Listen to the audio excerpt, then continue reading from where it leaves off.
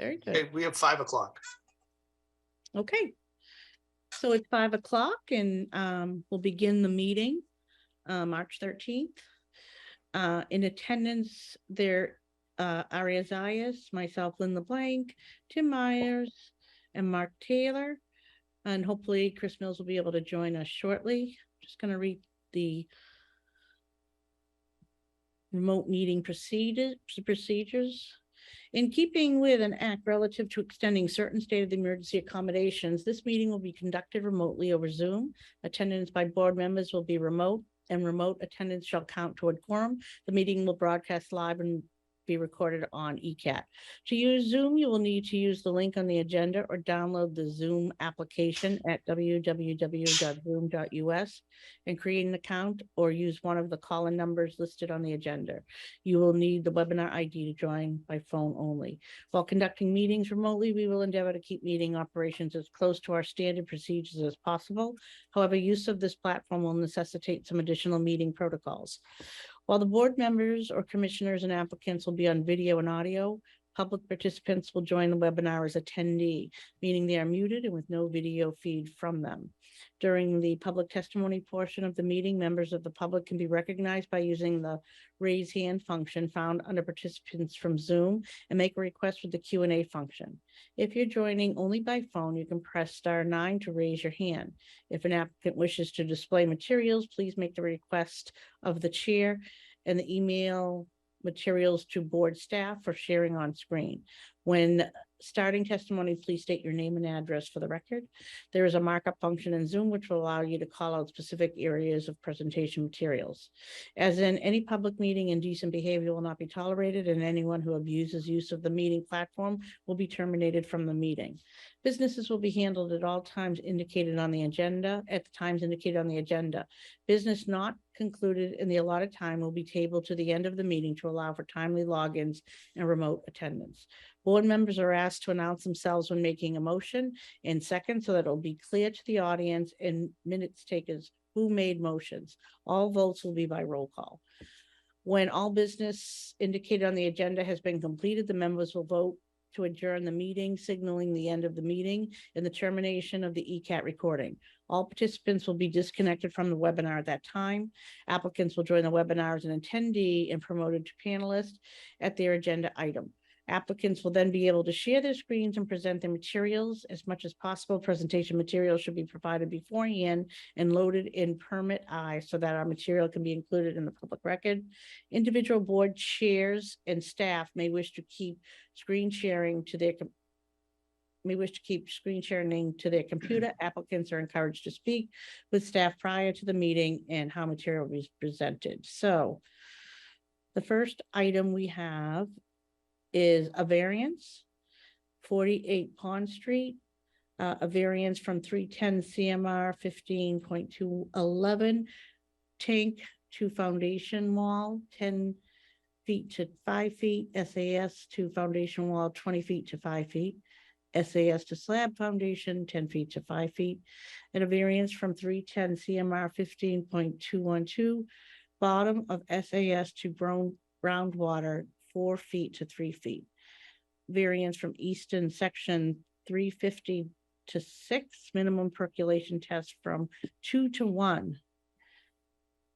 Okay, so I'm going to promote Mr. Eric Diaz, the engineer of this, so he can go through this real quickly and explain what the situation is, why we need so many variances, and the real reason he's appearing in front of you tonight is because the distance to the lot line actually has to go on a hearing in a variance in a public format. The other things could be done in-house, but you can approve them all tonight if you'd like. I'll turn it over to you, Eric. Sure. Thank you, Mark. Good evening, everyone. For the record, Eric Dias, registered professional engineer with Strong Point Engineering Solutions, representing the Stetson family at 48 Pond Street for a variance on a septic, which you all very well aware of and have talked about. I'm going to share my screen and bring up the plan. So this is one of those kind of, typical situations where we have a bit of a postage stamp lot that's pre-existing non-conforming. and an existing cesspool that's really probably not doing a whole heck of a lot to protect groundwater at this point. Their existing house is here. You can see it in the shadow of the gray. There's an existing garage back here. We have the pond on Pond Street across the street. So we have somewhat high groundwater. There's a good amount of topographic relief across this property. It slopes about 16 feet starting at the street and coming up to the rear. And in the existing condition, there is a cesspool right about where my cursor is. It's receiving all the flow from the house. So what we're proposing to do, this is a tear down and rebuild of the house. Same number of bedrooms, no increase in flow, nothing like that. So it does qualify as a repair under the definitions in Title V. We have good soils on site, but we have a somewhat high groundwater table because of the pond across the street, which is why we have a pump system here. And we're, kind of retrofitting this to the site to do the best that we can to meet the regulation and provide for a better system and better groundwater quality at the same time. So as Mark said, the reason we're before you folks tonight technically for the variance is a setback to the property line.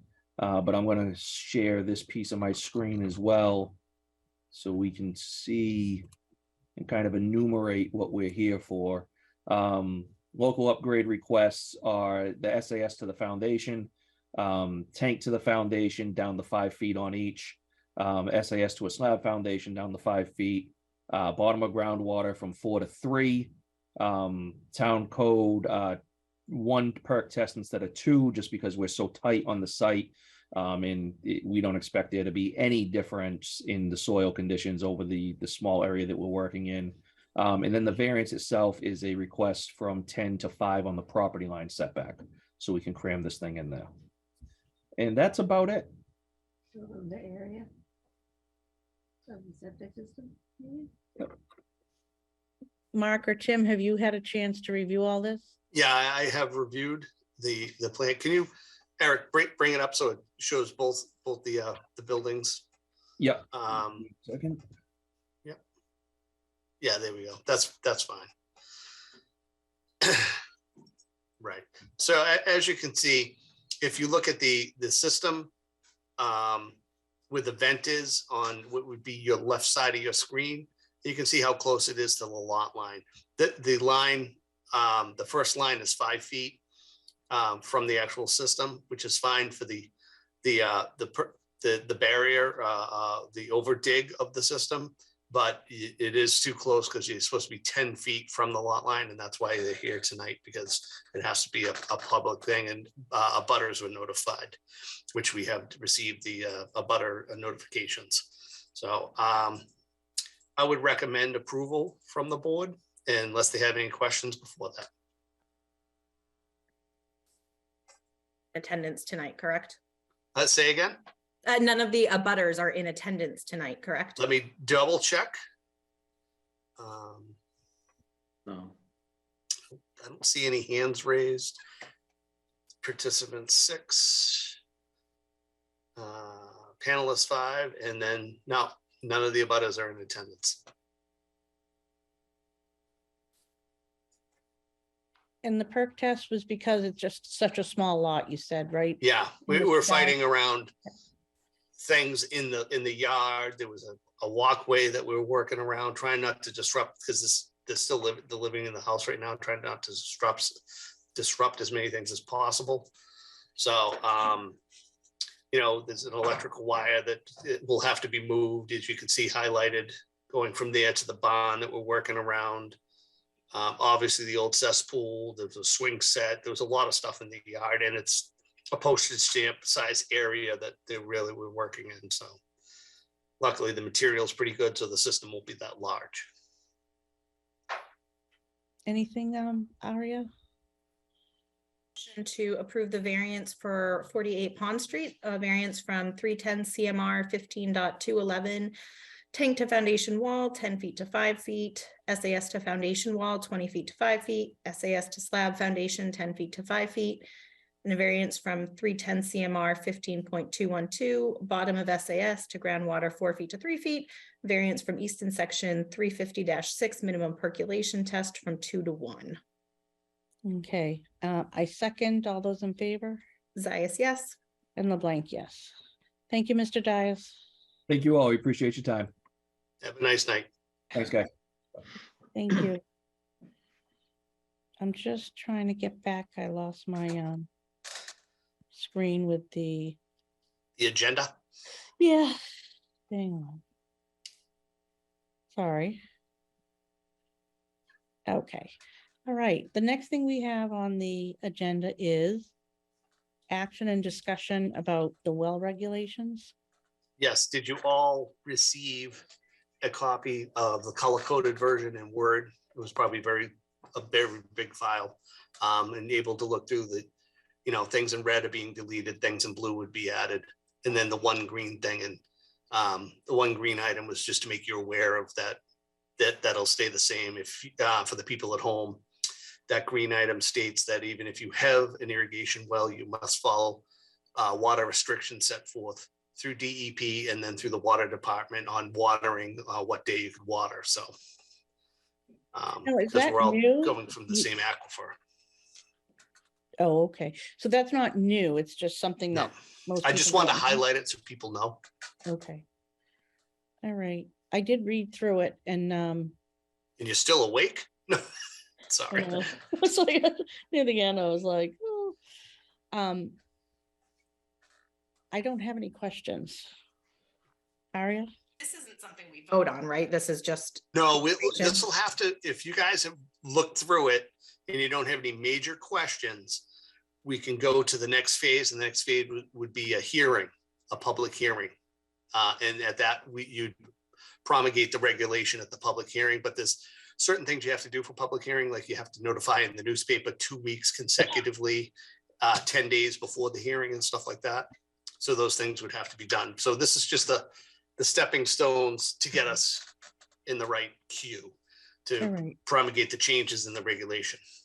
Okay. And we'll check and see if Chris has read through it and if he has any. He's with us now. Oh, hi, Chris. I'm sorry. I didn't even see you. Did you read through it? Oh, it was riveting. I think the important thing is when I noticed it last year when we had the water ban and everyone said, well, the heck with it, I'm just going to put my own well in. And they don't realize that they have to follow the same rules that it draws from the same aquifer. So that's several people that it's like, oh, so I think that's one of the big things. Yeah, I didn't realize it myself, to be honest, because everyone had always said, well, if you have your own well, you can. There We've are had a few state, people who applied for it, and then I told them during the application process that, you have to follow the water ban by a town.